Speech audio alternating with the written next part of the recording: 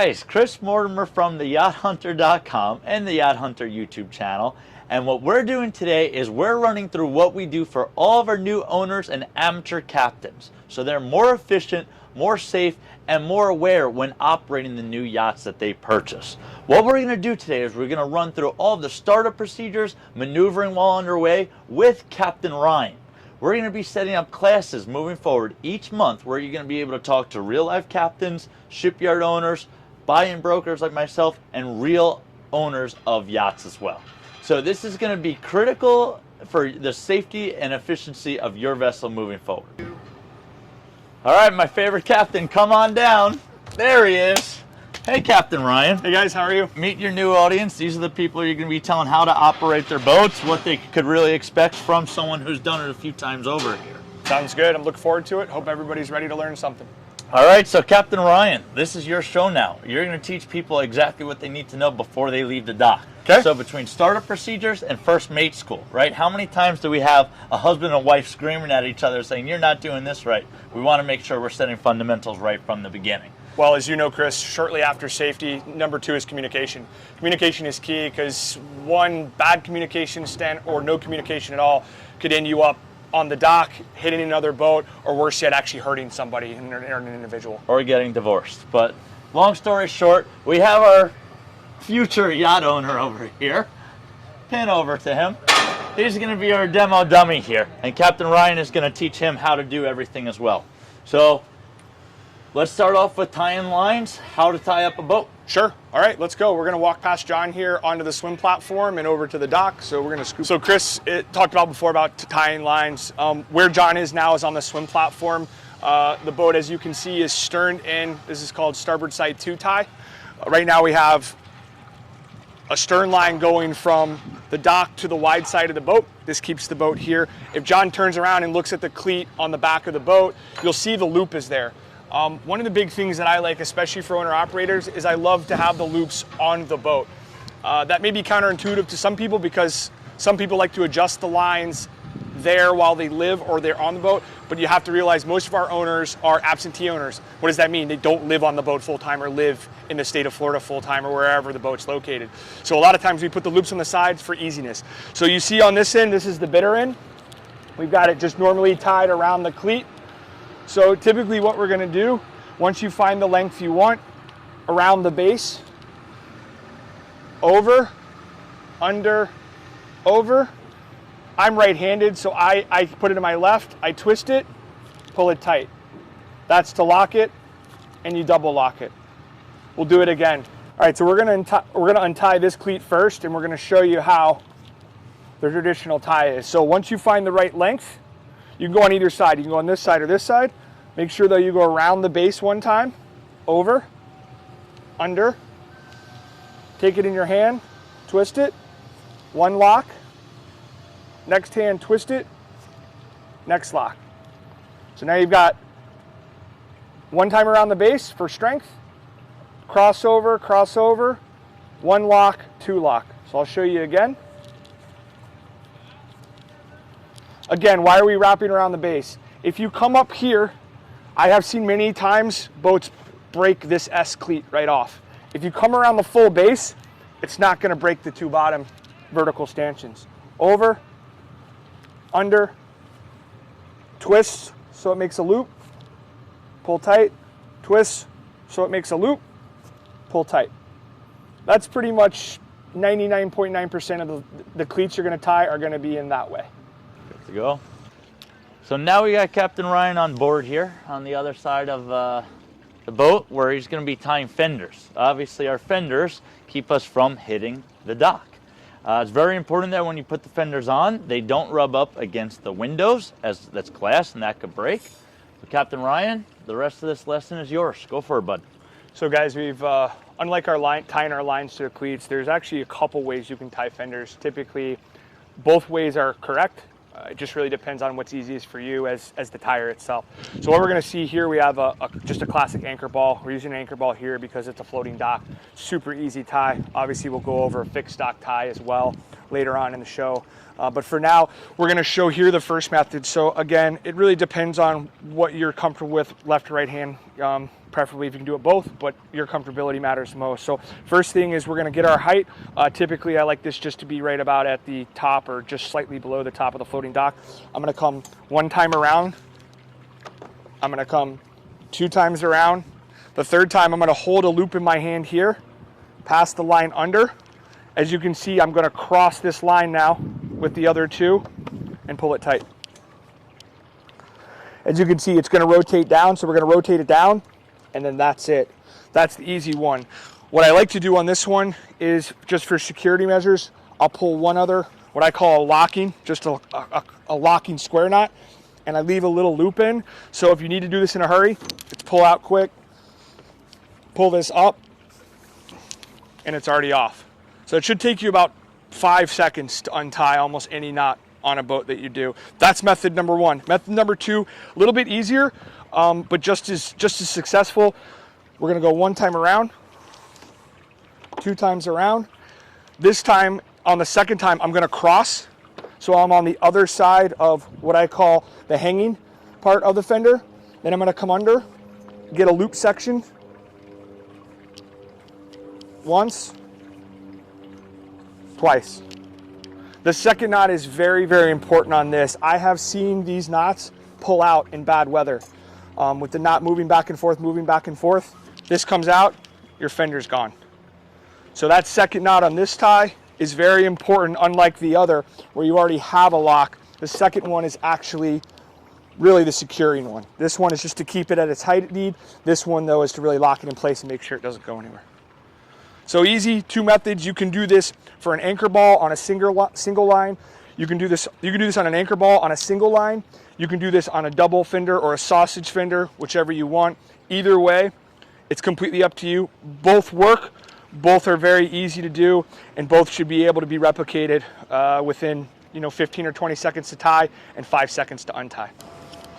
So the benefit of buying boats with our clients and being a boutique company, we handle a lot more. Once most salesmen sell you the boat, it's like, thanks for the commission, see you later. We want to make sure that you're happy, you're confident, and operating the boat properly, so when it comes time to buy one in the future, you come back to us.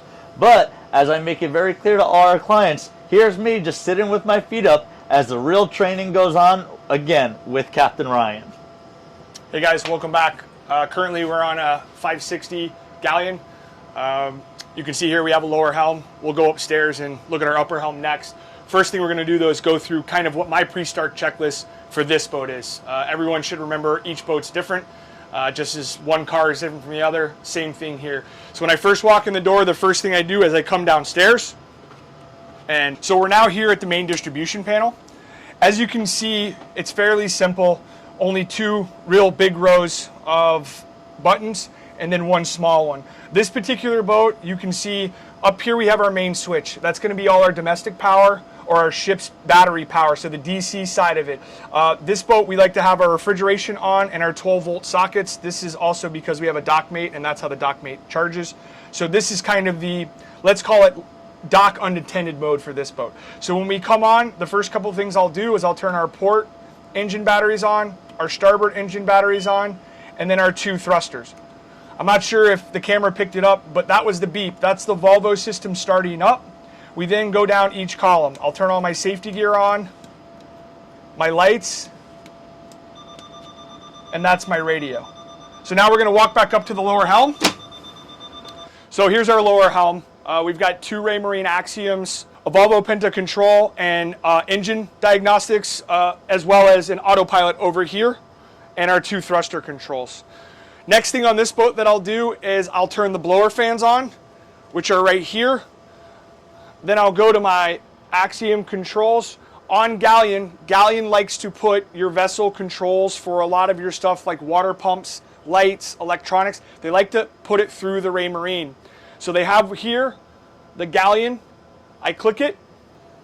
So on our Raymarines, Galleon has integrated their systems into the Raymarine. This is the Galleon tab right here on the Axiom. We press it. This is our initial page. Our initial page already shows, as I said before, we have the blowers on. The nice thing is I can turn them off from here. I can also turn them on. The same thing goes for my electronic equipment, my radar, and if we were getting ready to anchor, I would turn on our anchor winch. Next page, we'll go over. It gives us our fresh water, our gray water, and black. Also on the top here, just above my finger, is all the bilge pumps. I'll turn our water pump on. And then the final page is all of our lights. So we have daytime running, we have night steaming, we have anchor mode. We also have several other different lights that you can turn on individually, such as your underwater lights or your instrumentation lights. So Galleon likes to put this through here. Other vessels, you'll actually have these buttons on your helm, but that's what Galleon likes to do here. So now we're on the starboard side with our engine throttle controls and our thruster controls. You also can see the autopilots right here. Usually with Volvos, they now come with a fob. What you're going to do is you're going to swipe the fob. And so what you're going to do is you're going to swipe the fob. They're now off. You can see and know that by the red light that's blinking just to the outside of my finger. That's the security system. The engines cannot be started or stopped in that mode. To unlock it, put the fob down. To unlock it, put the fob down. You can hear we've got 2 ignition lights, and now we have the ability to start the engines. Just to the left of that, we've got our thruster controls. Again, yellow light denotes that it's on.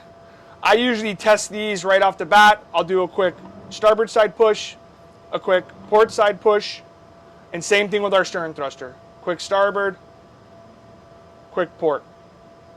And that's it for checking these. Now we're going down in the engine room to check our mains and our generator. So guys, here we're now in the galley of the Galleon, going down into the engine room. There is 2 entrances here to the engine room. One is in the galley, the other is back in the crew. We're gonna use the galley because it's one that I actually use because it's right in the center of the engine room and the engine. So again, right down here are our lights.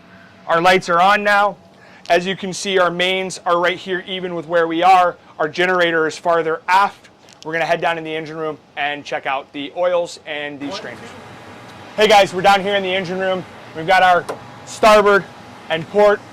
Just a reminder, these are Volvo D11 725 horsepower apiece. This boat is a straight shaft boat. Some of these Galleons will have pods, but we're in a straight shaft boat now. So very important, these engines, really 2 main fluids we wanna check pre-departure. One is our oil, and that's here on the red tab. And then the other is our coolant, which is here on our yellow screw top. So again, checking oil, we're gonna pull it, wipe it, stick it back in.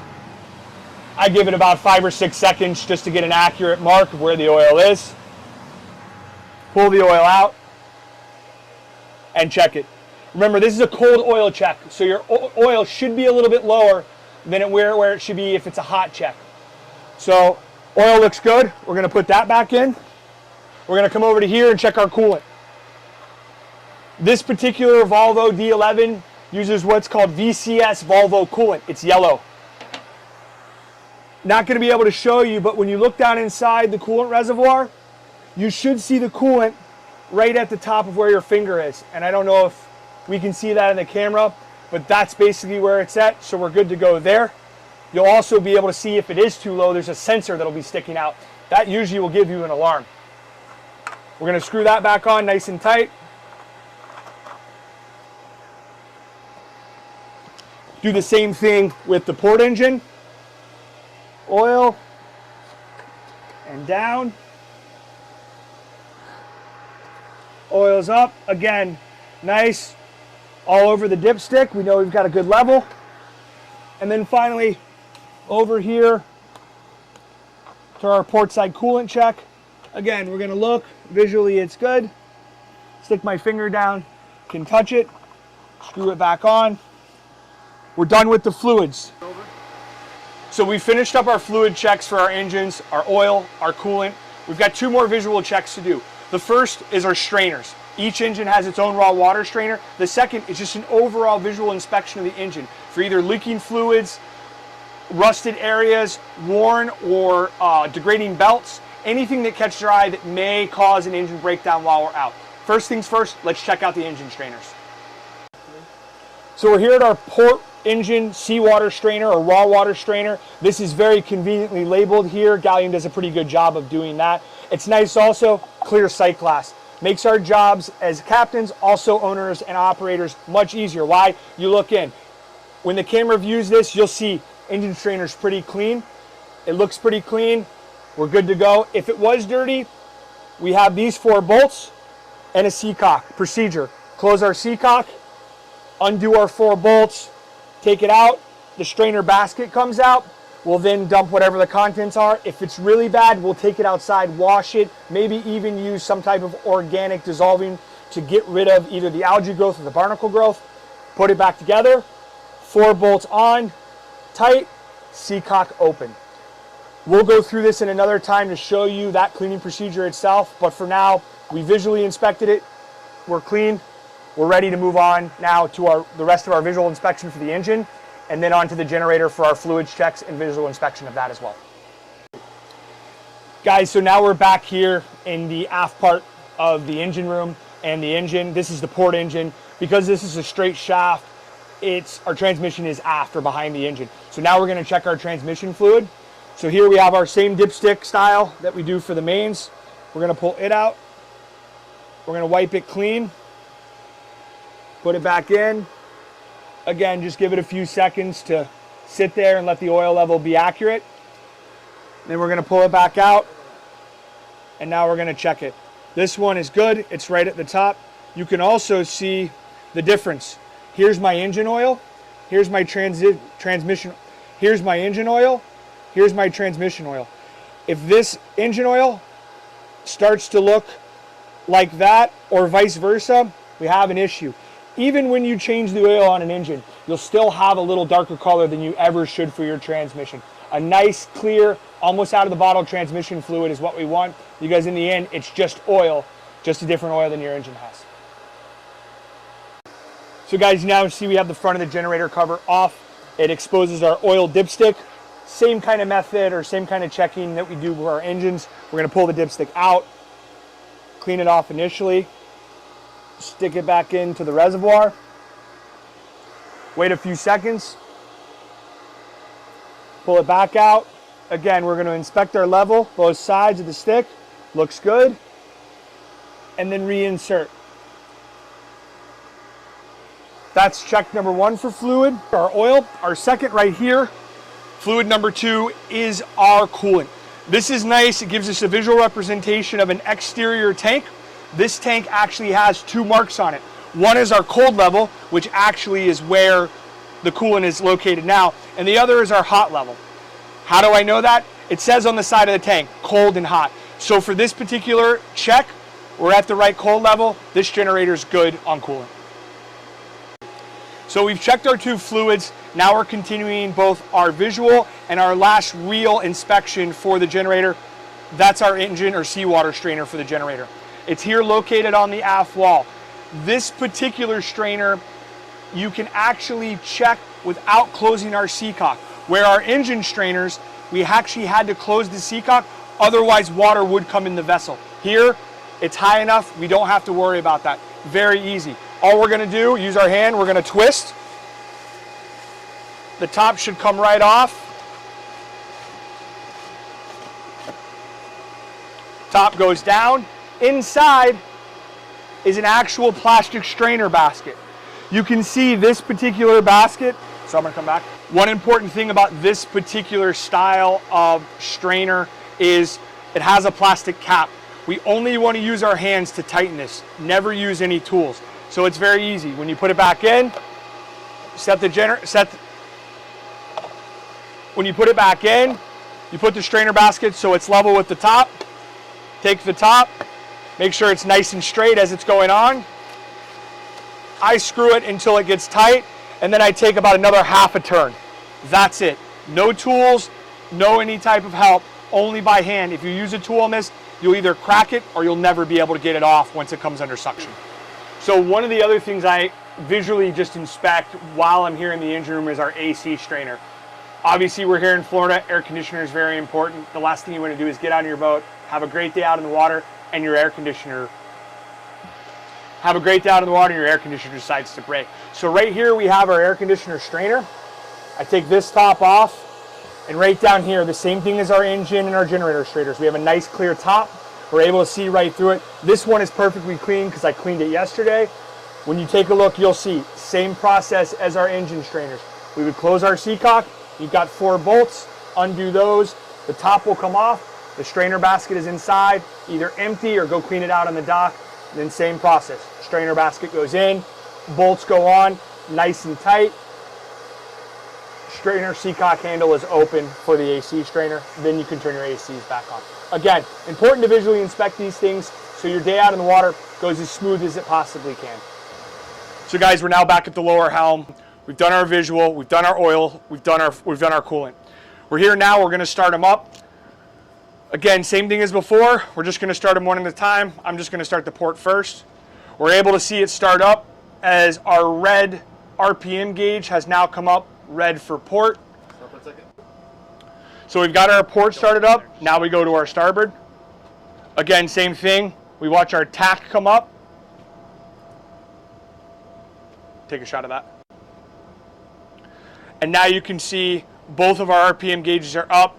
We're getting our idle RPM of 600. We also can look around the bottom here. We've got our coolant temp, our hours, our actual total fuel burn rate right now, and the engine load currently.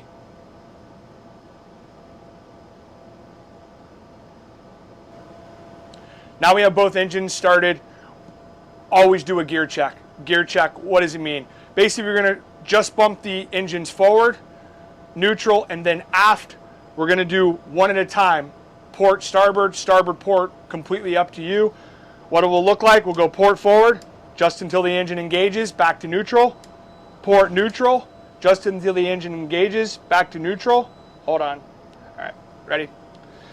So what we do, we go port forward, just until the engine engages, back to neutral.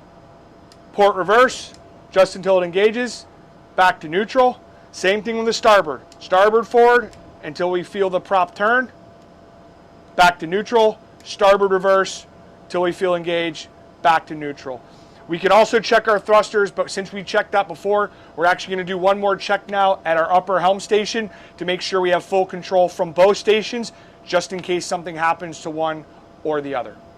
So now we're here at the upper helm station. This is the station on the sun deck. This is really where the manufacturer recommends operating the boat for when you're out and about.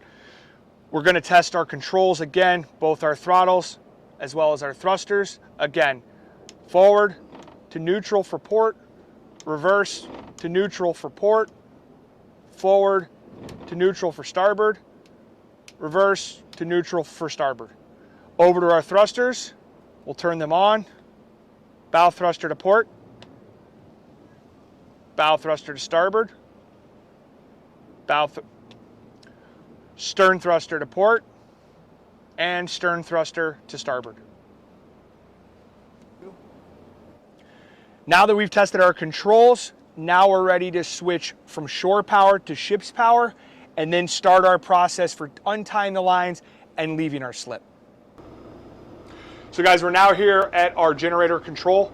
This is the point where we're going to go from shore power to ship's power. Very easy. We're going to hit our start button. You can see we get some of the lights. It's going to establish a communication control with the generator down in the engine room. Once I see our genset status and AC volts and AC frequency, I'm able to do a 2-step startup. The first is actually holding stop. Why am I holding stop? I'm actually priming the generator and the fuel pump now. Once I hold that and now I see this green light, I know the generator engine has been primed. I now then can hold start. Again, I'm waiting for the green light to flash. I'm going to continue to hold the start button for this model until one of two things. I hear the generator start and is running, or I get a solid green light from the generator. I've got a solid green light, so I now can remove my finger from the start button. And as you can see, I've got 240 volts and a 60 hertz frequency, which is exactly what we want for a US spec boat. So now we're here at the shore pedestal. As you can see, we have a single 50 amp connection. Very important. Whether you're plugging in or unplugging, number one rule, and really the only rule that you need to abide by, breaker is always off. Breaker is off now. These are self-locking, so it's very easy. I turn counterclockwise, wiggle, and pull out. That's it, unplug. If I want to plug back in, same thing. Because this is a 50, we have 2 curved and 1 straight. I line the straight up, wiggle it on, twist it clockwise, turn the breaker on. So now we've unplugged our shore power cable. We're here on the swim platform. We're gonna actually go over here to our Glendenning system, and we're gonna lift this up. And in here you can see we have an in-out. We're gonna press in, and then just bring the cord in. Slowly but surely. As it comes in, we're just gonna help kind of feed it. Make sure it's not getting tangled or twisted as it goes in.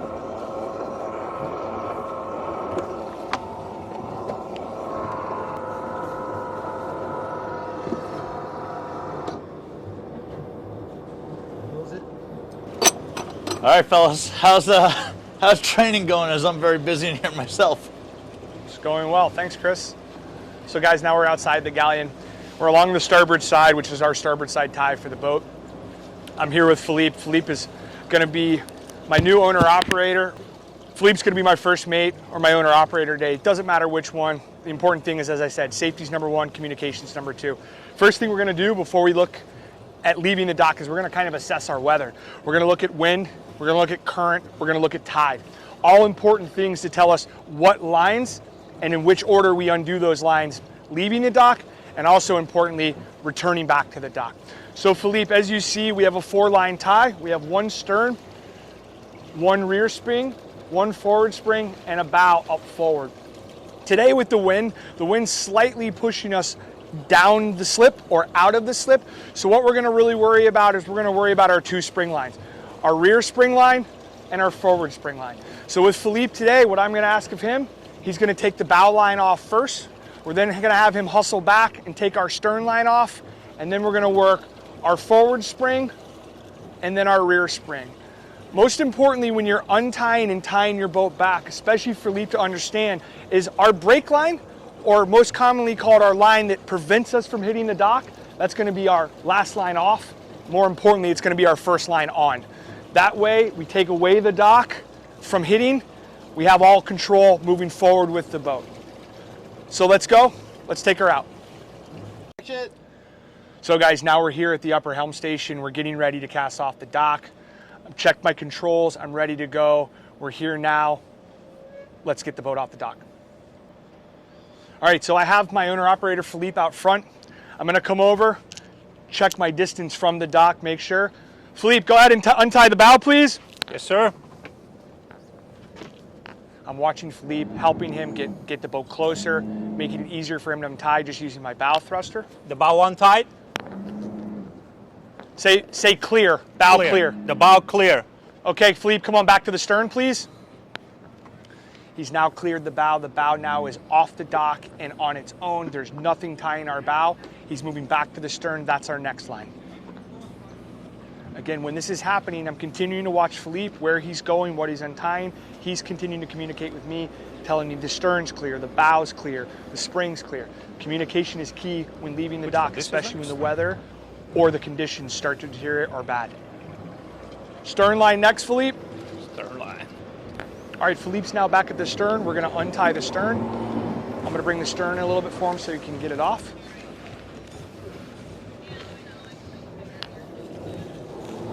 Stern clear, Philippe? Yes, clear. Come on the boat, come up here to this line. Philippe's now going to the forward spring. It's clear. Forward spring is now clear. We have 1 line left, and the most important is our brake line. So Philippe now is gonna get back on the boat. We're gonna untie the last line from on the boat.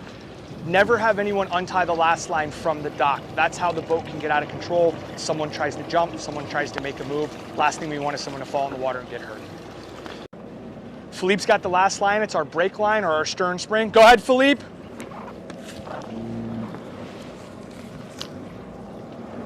All clear. He's giving me the sign all clear. I do one other visual check for the dock to see where I'm at. I come off a little bit, and now we're using our mains to move forward. Again, as I'm walking out, I'm continually watching my port side. I've got a good visual on my starboard side. I'm slowly moving the boat out, Yep. watching my distance on my dock and the boat next to me. think so. We actually have really ideal conditions today. Winds light 5 to 10 knots in this marina, no current whatsoever. So now as we're going out, Philippe has my starboard side, making sure that I'm clear. Philippe's making sure that I've now cleared the dock. Once he tells me I've cleared the dock, I then can start my reverse turn using my starboard reverse, port forward, pivoting the boat to starboard, watching where I am. Philippe is also checking my distances, especially the places I can't see. So it's important here to have good communication, good call out for numbers. As you can hear in the background, Philippe is telling me 3 feet, 2 feet, 5 feet. Very important that we have this communication throughout the process. Again, today the weather conditions are pretty good, and it makes it a lot easier for a captain to have someone giving him real numbers of where we are and how we're going. We're now headed down the fairway, out to Bahia Mar. During this time, Philippe will be pulling up fenders. Your mate would be pulling in lines, tying things ready, basically securing everything for wherever your trip, whether it's on the intercoastal, the ocean, or just to an anchorage.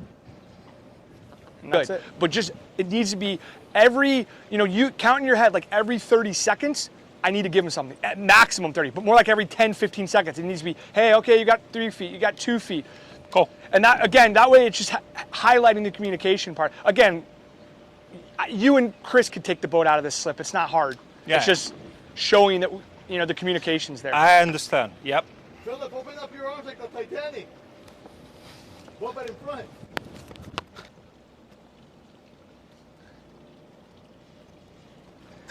Hey Chris, is this another 500 right here? I think it is. Hey guys, we're up here on the upper helm at the spot here. We're at the anchorage. As you can see, pretty nice day. I'm sure you can hear a little bit of wind. Important things about anchorage. We want to know the depth of the water, number one. Why? We want to put out what's called a scope. A scope is a ratio between anchor chain and depth of water.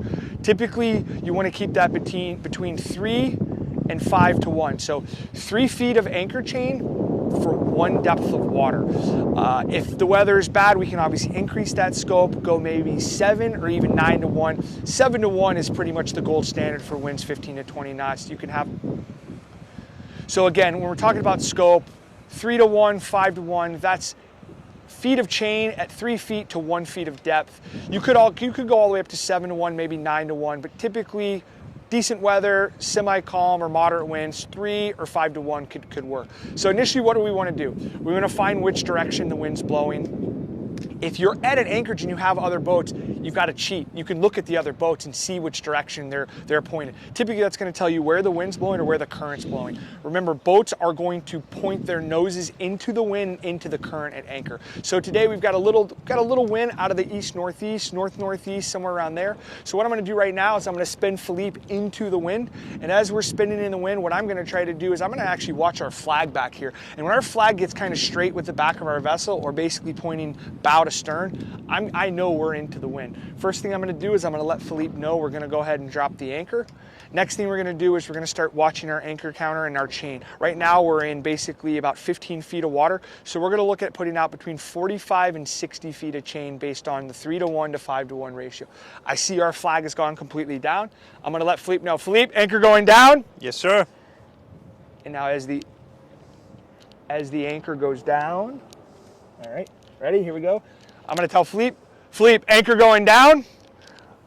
Push the down anchor button. I can hear the anchor going down. Now as I start to drop the anchor, I basically want to be stopped or as stationary as I can, and then start a slow progression or backing of the boat. As the anchor goes down, I know when the anchor has hit the bottom because of the scope. I'm there. I can see it. Now I'm slowly starting to back the boat up, very slow. I'm only doing 1.5 knots, but I'm also trying to keep the nose into the wind as we rock it up. Philippe is now going to tell me when the anchor chain gets at 45 degrees. I know then he's pointing where the anchor is, so I'm trying to stay directly pointed at it, both into the wind and straight on with the anchor chain, or directly coming out of the anchor pulpit. And as I do that, Philippe's going to tell me when the anchor becomes tight. So Philippe will say, anchor's tight. I know then to leave it alone and let the boat kind of settle. Anchor's tight, chain's tight. All right, so the chain's tight. So now we're just going to kind of wait and see. One of the big things with anchorage too is picking out 2 observation points. Those 2 observation points, number one, need to be on land or stationary. Don't ever pick a boat at anchor or even a boat on a dock. Boats will move, boats will change, a buoy, anything on water. We want to pick something stationary on land, a piling, a house, a building, something like that. Once we get those 2 points, we go ahead and get once we get those 2 points, we're gonna go ahead and get a frame of reference and we're gonna watch. We're gonna watch one point for lateral movement, meaning moving the boat side to side, and another point moving the boat vertical or across the chain. So we're gonna watch, the boat's gonna swing. What we wanna make sure is we make sure that the boat is stationary. Philippe's now told me the anchor is tight, it's holding. Again, we're kind of looking at points. We're looking at maybe this piling here with the white and maybe this house with the gray roof. I've got 2 points that are greater than 90 degrees apart, which are very important to really make sure we're going to keep the boat stationary and we're not dragging the anchor. The other thing we can do is we can go to our chart plotter and we can set on anchor mode. That will tell us if we're dragging at all. Either one is fine. I like the old school method of kind of finding 2 reference points and really just watching them and keeping the boat steady. For now, we're going to go ahead and see, make sure the anchor's out. We'll come back, we'll show you how to retrieve it as well. Hey guys, welcome back. Again, we're up here. We're now going to recover the anchor here on the galleon. So between me and your mate, your wife, your girlfriend, your boyfriend, whomever at the helm is important. We're going to use hand signals. Really easy, right? Arm and wrist. Arm is telling me where the chain is located in relation to the pulpit or to where the anchor comes in. The hand is going to tell me at what angle it's at. Is it straight down? Is it at 45? Is it at 30? Those are the 2 parts here of our moving hand. Philippe's going to use those hand signals with me. My main goal is to keep the anchor chain as close to straight up and down or 90 degrees as I can and directly over top of the pulpit. That way it's a smooth retrieval. The chain doesn't get fouled, the anchor doesn't get fouled. More importantly, the chain going into the locker seeds nice and well, and when we deploy it again, it goes straight out. So here we go. Philippe's got us a hand signal. We're straight down now. So first thing we're gonna do, we're gonna turn the anchor back on. Now we're gonna go. He's got the anchor directly in the pulpit. We're gonna go forward. He's got me straight up and down. I'm directly in the pulpit. His hand is directly down. So we're coming up. The chain now is beginning to stretch out to 45. I'm gonna bump the boat forward to bring it back up and down again.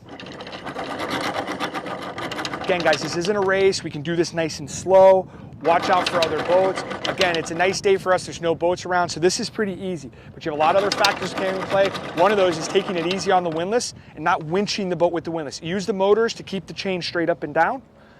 As you retrieve it, that's the easiest part. Remember, this chain is heavy. This anchor is heavy. We want to take it as easy as we can. Anchor is above the water. So now my anchor has reached the water line. Philippe, is the anchor clean or dirty? It's clean. The anchor's clean. I can retrieve it all the way through up to the pulpit. I'm gonna bring it up. Now I see the neck of the anchor's inside the pulpit. I slow down. Now I'm just lightly touching it. The anchor's secure. Now Philippe puts on the safety. The safety is on. I again now turn off the anchor winch just in case someone touches the button again. We're ready now to move on to either our next destination or back to the marina or our next port of call. All good, all good.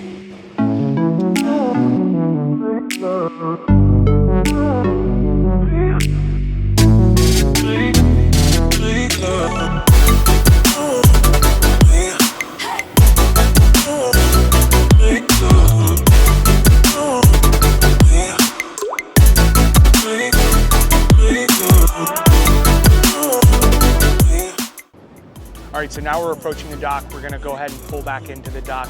I'm gonna let Philippe know where we are. All right, Philippe, what we're gonna do our brake line first, then our forward spring, our stern, and our bow. Give me call outs as I'm getting close. So we're getting close. No, he can't.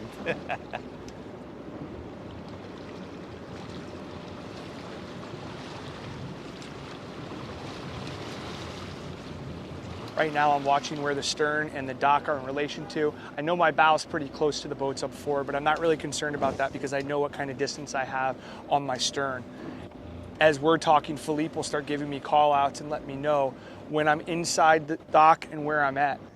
And so it makes my life a lot easier when it comes down to simple things like that. Gotta talk. Captain, you're 10 feet from the dock.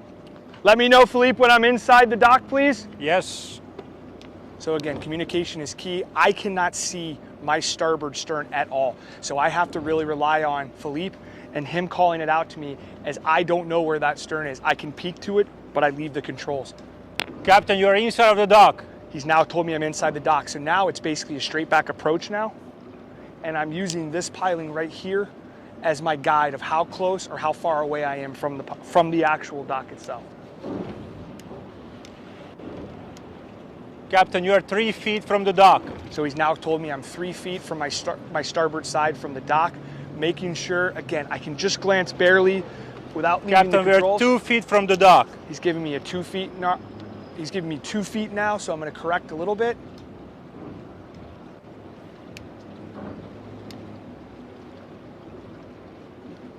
Philippe, when you're ready, once we get in a little bit farther past the coolers, you can go ahead and jump off and grab that line. Remember, the first line is the starboard stern spring line there. Starboard. All right, that's the one right there by the. That's the one right after the gray cooler or the brown Yes, sir. cooler. Yep. Tell me when you're getting off so I know I can hold the boat.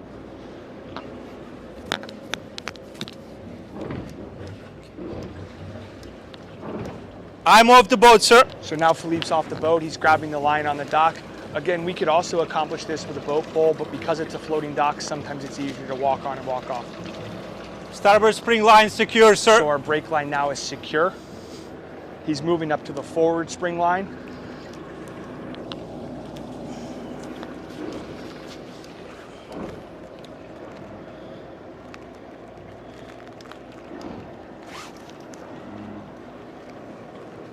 He's now got that on, so now our 2 springs are in place. Really, this now is locked the boat into the slip.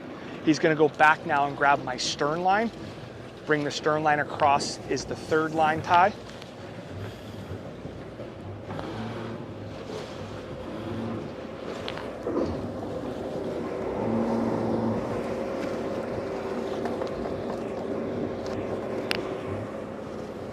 Stern's on?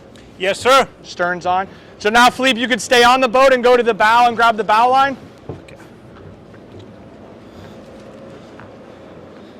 Grab the boat pole, Philippe, right there on the rail. Perfect.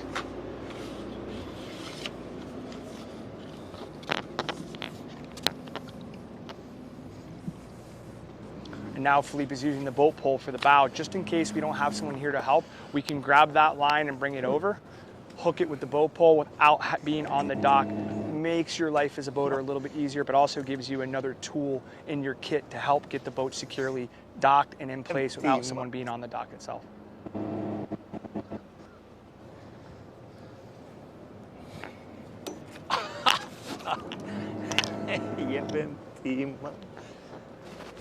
And now we're all secure. All lines secure, Captain. He's just let me know he's got all the lines secure. We're now good. Hands off the throttles. We'll shut the engines down and go ahead and make sure everything's tied correctly. Fenders are in place and we're good to go. Hey guys, if you made it to this point, I gotta apologize because we ended the video a little bit abruptly. Forgot to do the recording, or we lost it, and now that we're prepping for a hurricane today, realized as we're making this video, I made a mistake. With that being said, I hope you learned a lot. I hope you were entertained. If you are in the market to buy a yacht, we are going to teach you how to be comfortable, you, your guests on board, so it's a great ownership experience for you. If you're interested in reaching out to Captain Ryan, he is available for training, deliveries, and management. I'm gonna link his information down below on this video. And then I think you know by now, if you are in the market to buy a yacht, please feel free to use our free yacht calculator tool, which is going to help you buy the best yacht at the lowest price while avoiding errors and mistakes along the way. As always, thanks so much for watching. If you can do me a huge favor, like the video, make sure you subscribe and share this, as this is going to help me find other yacht purchasers to help us grow our business. So thanks so much for watching, and until next time, happy yachting, my friend.